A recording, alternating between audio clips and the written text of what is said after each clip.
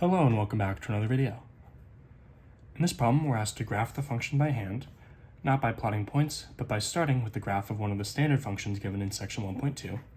Here we have y equals x squared, and then applying the appropriate transformations to get this graph. Y is equal to x minus 3 squared.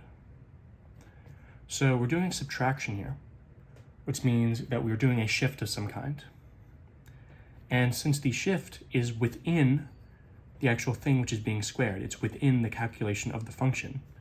We're not just doing x squared and then subtracting 3 at the end. That means it's a horizontal shift. And a negative shift means it's being done to the right.